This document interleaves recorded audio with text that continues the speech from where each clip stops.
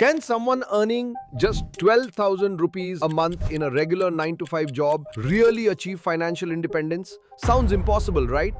Vivek, a middle class Mumbaiker, started exactly there and built assets worth over 20 crores. In this video, you'll learn what worked for him so you can build a plan that works for you. I was born and brought up in Mumbai in a middle class family. In those days, I remember there was just not enough for our wants, but we had a very beautiful life. If I have to talk about my career, I'm a engineer from Pune University and an MBA from Mumbai. I started with 1.5 lakhs of annual package back in 1997 when I started my career. And when I left my last job at PwC, I was about 65 LPA. I got introduced to the concept of FIRE. I also talked to my wife about it, and we decided that let's calculate this FIRE number for us. So we sat down, we looked at all our expenses. Now there are some regular monthly expenses. Some expenses happen once in a year or sometimes quarter wise.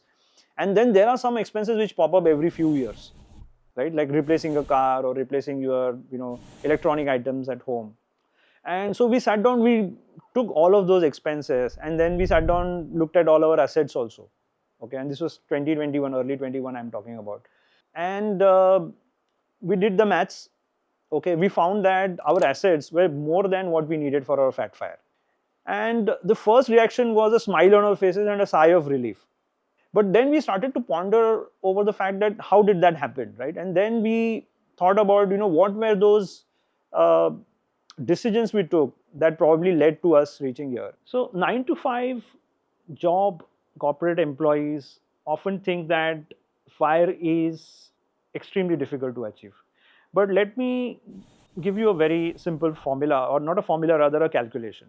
If someone who is a 9 to 5 job, 25-year-old, starts to invest 15,000 rupees a month, and he continues to invest that for 25 years until he's age 50, and also tops it up by 10% SIP every year, the corpus will be a decent 6.6 crores at the end of the 50th year. The more crazy thing that is happening next is that if he continues to invest for another 10 years, which is till his age 60, the same corpus with the same top up can become 26.6 crores, staggering amount of 26.6 crores.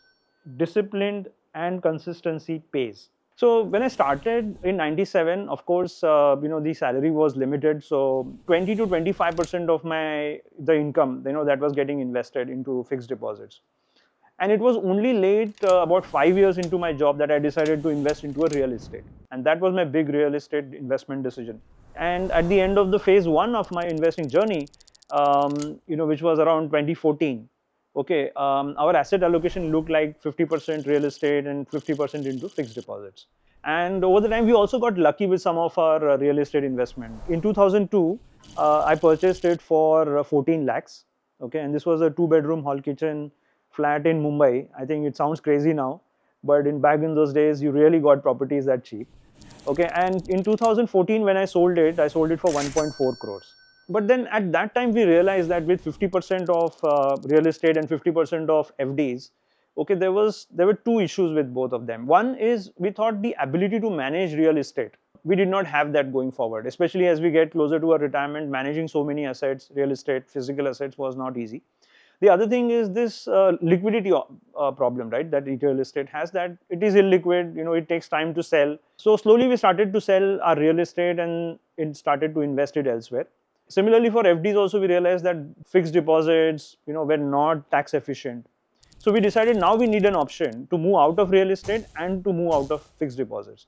And that is what I would say the start of our phase 2 of journey. Then we thought that why not debt mutual funds? Because debt mutual funds were very tax efficient in those days.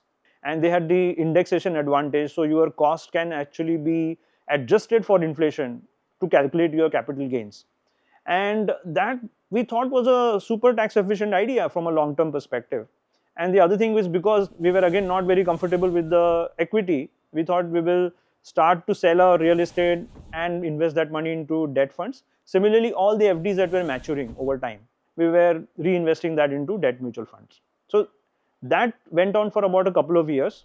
The transition started for the phase 3 after a couple of years. So that I would say about 2017 onwards, because I had also started to understand a little bit about capital markets, global economy, and then investment behavior, and hence I started to get a little more comfortable with equity. And then over time, fast forward to now, like 8 years now, we have reached from 0% equity to 45% equity of our assets. I want to increase that to 65% now.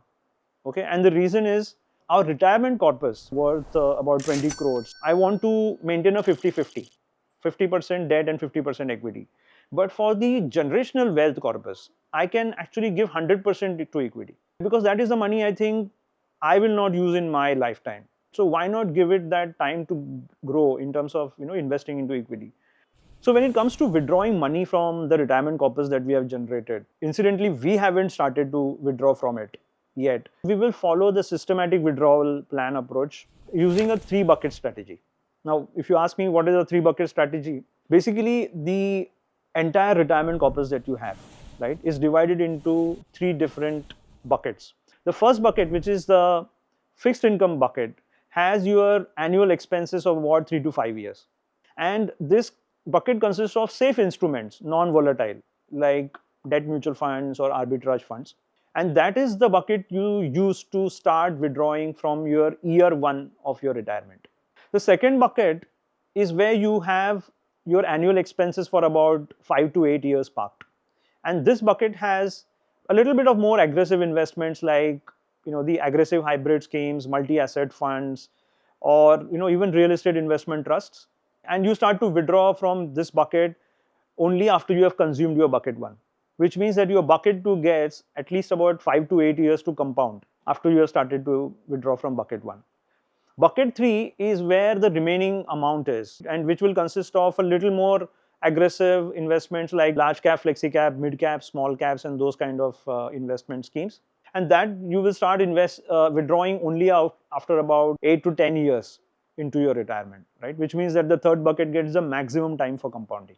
Imagine this, that you are invested your retirement corpus into mutual funds and you started to withdraw from it, and the market crashes by 20%, and you are not panicking. Why is that so? Because you are withdrawing from your bucket one. Okay, while your bucket two and bucket three may have lost its value temporarily, they will recover over time, because you are not withdrawing from those buckets.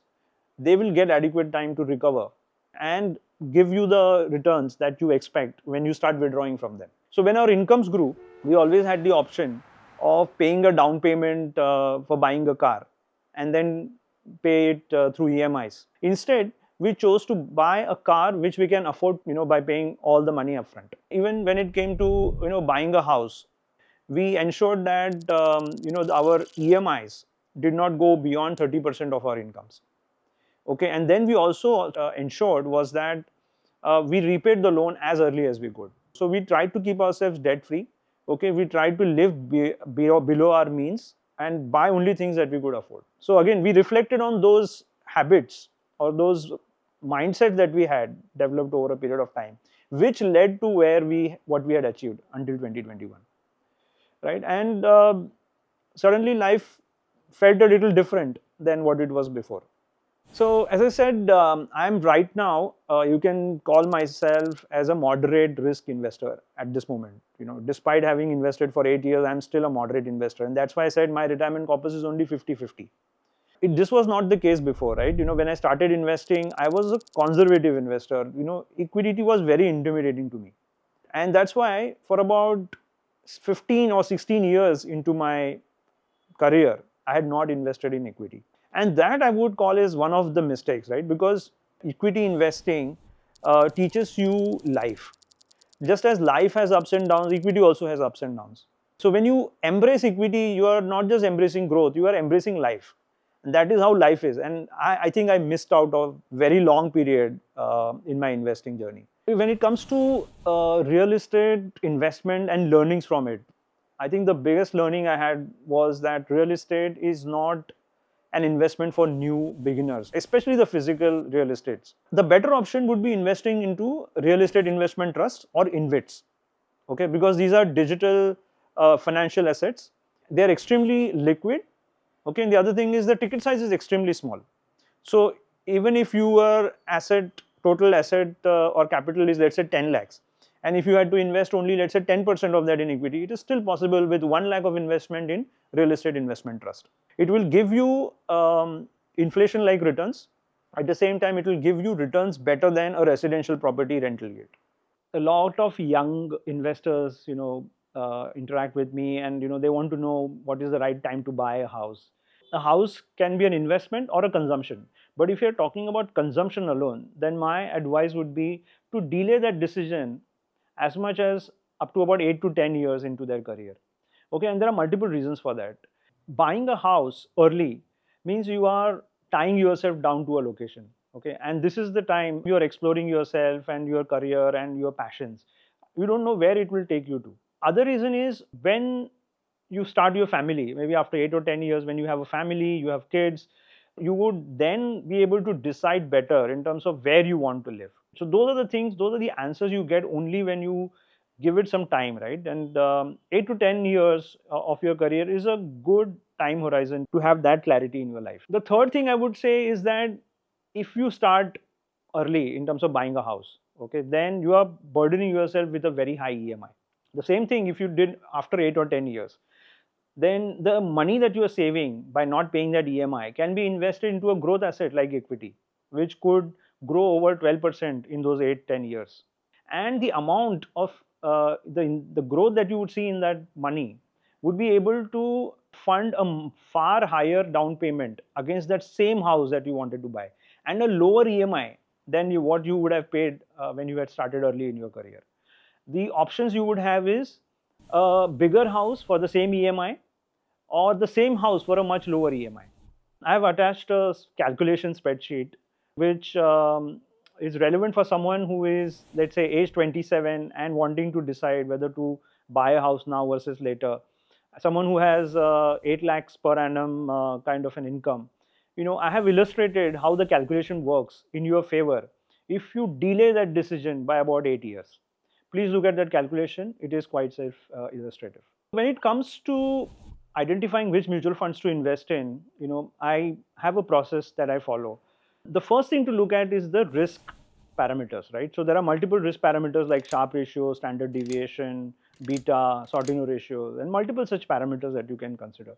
For me, that is non-negotiable, and it should be the first step, because the risk profile of the scheme has to align with my risk profile, and that is non-negotiable. The second thing I look at is the performance in terms of the risk adjusted returns. So it is not only about how good the returns are, but it is how efficiently those returns are being produced. Okay, then I like to diversify my portfolio in terms of ensuring that not all the money is invested into just a few mutual fund companies. And the other level of diversification that I do is in terms of the investment styles. Some mutual fund houses are growth oriented in nature, others are value oriented, and some others are very momentum oriented. I want to ensure that I have touched all the bases in terms of having had a diversification across all these investment styles. And finally, I look at the performance of the scheme over a longer period of time, right? I typically look for schemes that have at least 10 years of historical data to review. Obviously, this is not one size fits all. Like it varies from investor to investor. As I said, risk profile could be different, your goals could be different, the time horizon that you want to invest it for could be different. So no one size fits all, depends on all these parameters, but the input that I start with is the investor's requirement in terms of risk and time horizon. So someone in the late 20s who has about 1 lakh of income per month, my investment approach would consist of 3 different things. First is invest in yourself in terms of upskilling your own skills, right? So because when you upskill, you are able to increase your incomes, right? Which means you can save more, invest more, compound more, achieve your FIRE early. The second thing is budget your expenses, because all of our expenses can be categorized into needs, wants, and desires, right? So if you can prioritize this, understand that every rupee saved now will actually become a fuel for your future financial freedom. The third, the other important thing is about starting early, okay, and continuing to invest at least 20% to begin with. And as I said, as your incomes increase, you have the choice between increasing your lifestyle versus contributing to your freedom. Okay, you need to have a balance, but make sure that you try to increase that 20% step by step, gradually.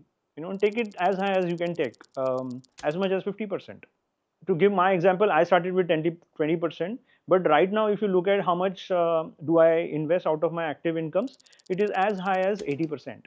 And that is something which is possible. When it goes beyond 50%, then you are accelerating much faster towards your fire goal. I think all of us think about money as financial numbers. We think about XIRRs, CAGRs, we look at returns. But beyond that, it is really the behavior which matters the most. So money has an impact on relationships, and I'll tell you how. Money does not buy happiness, but money helps you buy time, and it gives you the ability to focus on the right things in life. So relationship is one such aspect. So when you invest more time in your relationship, in the various roles that you play in your life, right? At home, you are a son, you are a spouse, you are a father. Okay, you are a human being in the society, and then you are someone as a business owner. Also responsible for what outcomes your clients get. So on all of these aspects, okay, when you give enough time, okay, you can develop those relationships more with full commitment. And when that happens, okay, you actually develop more relationships, better your existing relationships, even at home and outside. And I would say that has been a very positive impact on my life. I'm able to give more time. All of us are able to give more time. My wife is also financially independent, although she continues to work. She is not following for that next promotion or that next pay raise. Okay, she's not really targeting all of that. So she knows where to draw the line and give more time to the family. When it comes to health, because now you are suddenly having a little bit of more time for yourself. See, I have two lessons about money, to pass on, and not just for my next generation, for anyone. When it comes to money, earn it with integrity. You invest it with patience, and you spend it with intention. So that said, I would want my son, as he inherits some of the wealth that we have created for him, I want him to know that money is a tool for freedom and not for status. Okay, use it as a head start for something, but put in your own dreams, aspirations, your hard work and toil, to achieve the success using that money.